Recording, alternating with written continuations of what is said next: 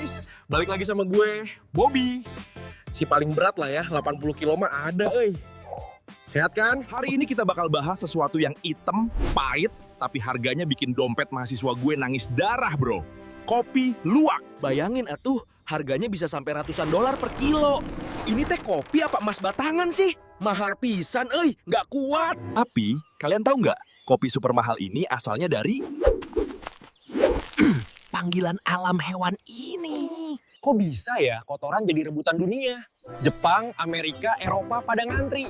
Hayo kita bedah sejarahnya. Jangan kemana-mana, Oke, kita time travel dulu ke zaman baheula, abad 18. Pas Belanda masih nongkrong di sini, bikin aturan tanam paksa. Petani kita tuh dulu kasihan banget, Kang. Nanam kopi capek-capek, nggak boleh nyicipin. Semuanya disetor ke mener Belanda. Padahal kan pengen ngopi juga ya, biar melek kayak gue pas nugas. Tapi apa daya, aturan zaman itu ketat pisan Terus, para petani lihat ada hewan, si musang luwak ini, demen banget makan buah kopi yang mateng. snack malam kali ya. Uniknya, bijinya keluar lagi utuh bar. Karena penasaran, petani kita mungut itu biji.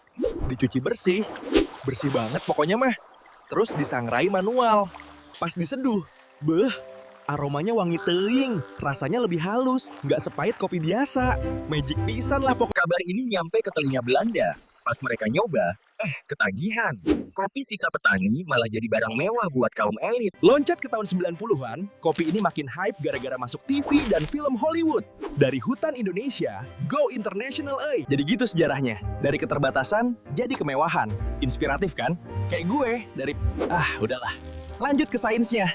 Kenalan dulu sama koki utamanya. Namanya Paradoxurus hermaphroditus. Atau kita panggil aja si musang pandan. Ganteng ya? Ingat ya guys, dia ini bukan kucing kueng, tapi Viveridae. Jadi jangan dikasih makanan kucing atuh, nggak doyan dia mah. Kenapa dipanggil musang pandan? Karena dia punya kelenjar bau yang wanginya kayak pandan. Unik ya? Wangi alami gitu loh. Si luwak ini foodie sejati bro. Indera penciumannya tajam banget. Dia cuma mau buah kopi yang matang sempurna. Picky eater. Yang merah, manis, kadar gulanya tinggi, itu yang disikat. Yang hijau atau busuk, dilepeh. Quality controlnya lebih jago dari mesin. Di alam liar, kopi itu cuma dessert. Makanan utamanya tetap pisang, serangga, atau daging. Gizi seimbang lah, nggak kayak gue. Makanya, biji yang keluar dari perut luwak liar itu udah pasti the best of the best. Hasil sortasi alam bro. Keren kan? Nah, ini bagian sainsnya. Apa yang terjadi di dalam perut si luwak selama 12 jam? Ada pesta enzim di dalam sana guys. Enzim proteolitik di perutnya mecahin protein dalam biji kopi. Protein itu sumber rasa pahit. Jadi protein turun, berkat pahitnya hilang. Terus ada fermentasi alami sama bakteri asam laktat. Suhu perutnya stabil, anget-anget kuku. Ini bikin rasanya makin rich dan mantep. Abis itu keluar deh. Tenang, prosesnya abis ini higienis banget kok. Petani ngumpulin harta karun ini cepet-cepet, biar nggak rusak. Dicuci bersih banget pakai air mengalir sampai kulit tanduknya kinclong. Bakteri jahat, bye-bye. Udah aman sentosa buat diminum. Terus dijemur di bawah matahari sampai kering. Proses alami ini bikin warnanya jadi hijau kebiruan yang cantik pisan, Kulit kerasnya dikupas, baru deh dapat biji beras. Disortir lagi satu-satu pakai tangan. Teliti banget kayak nyari kutu di rambut. Terakhir, di roasting. Tapi jangan gosong, light to medium aja, biar rasa unik fermentasi perut luwaknya nggak hilang. Wangi. Bedanya apa sama kopi biasa? Riset membuktikan, protein lebih rendah, kafein juga lebih rendah dikit. Aman buat yang takut deg-degan, tapi lemaknya lebih tinggi. Bukan lemak jahat ya, ini yang bikin teksturnya creamy dan smooth banget pas nelen. Sirupi gitu deh. Nah ini aneh, pH-nya sebenarnya lebih rendah alias lebih asam dari kopi biasa. Tapi kok dibilang aman buat lambung? Magic lagi. Ternyata jenis asamnya beda bro. Banyak asam malat kayak di apel, jadi rasanya seger fruity. Bukan asam yang bikin nyernyit. Terus asam penyebab sakit perut udah berkurang pas fermentasi. Jadi aman buat yang punya maag, asal jangan minum seember atuh. Rasanya kompleks pisan. Ada bau tanah basah gak, nati, coklat, karamel. Wih, nano-nano tapi enak. Aftertaste-nya bersih, nggak ninggalin rasa pahit yang nempel di tenggorokan. Smooth banget kayak rayuan buaya darat. Manfaat kesehatannya juga ada. Antioksidannya tinggi buat lawan radikal bebas. Biar awet muda kayak gue. Katanya juga bisa cegah gigi berlubang karena bakteri males nempel. Tapi tetap harus sikat gigi ya, jangan alasan mentang-mentang ngopi. Tapi guys, di balik kenikmatan ini, ada sisi gelap yang harus kita obrolin. Serius nih sekarang mah, dengerin ya. Ada dua jenis kopi luwak, yang liar sama yang penangkaran dia. Bedanya jauh banget, kayak langit sama bumi bro. Yang liar, luwaknya bebas, happy, makan macem-macem. Kualitas kopinya juara, tapi langka dan harganya selangit. Duh, karunya teuing.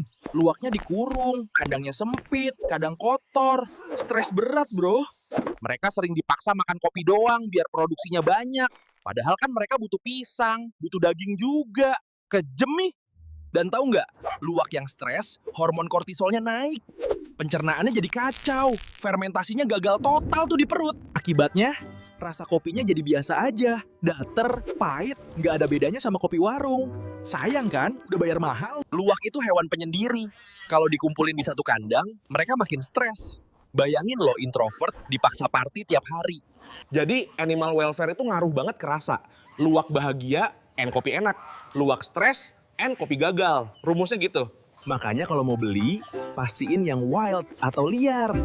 Mahal dikit nggak apa-apa, yang penting nggak nyiksa hewan guys. Terus gimana dong nasib industri ini ke depannya? Tenang, teknologi punya jawabannya, euy. Cekidot! Hati-hati juga sama barang palsu. Banyak yang ngaku luwak, padahal cuma kopi biasa dikasih perisa pandan. Scam itu mah. Cek aromanya, harus kompleks.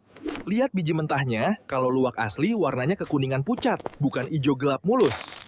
Sekarang udah ada teknologi electronic nose alias hidung robot buat ngendus keasliannya. Canggih pisan zaman now mah. Inovasi paling keren, kopi luwak probiotik. Kita ambil bakteri baik dari kotoran luwak sehat, terus dikembangbiakin di lab. Bakteri itu dipakai buat fermentasi biji kopi di tangki. Hasilnya, rasa mirip banget sama kopi luwak asli, tapi tanpa hewan. Ini dia masa depan. Higienis, konsisten, dan pastinya 100% cruelty free. Luwaknya biarin aja main di hutan. Asik kan? Atau dukung ekowisata. Kita ngopi di kebun, luwaknya bebas berkeliaran. Kita seneng, luwak seneng, petani cuan. Jadi gitu guys ceritanya. Kopi luwak itu warisan sejarah dan keajaiban alam. Tapi kita harus bijak milihnya ya. Sekian dulu dari Bobby. Jangan lupa ngopi, tapi jangan lupa bayar hutang juga. Salam dari Bandung. Stay hype, stay awake. Dah semua. Assalamualaikum.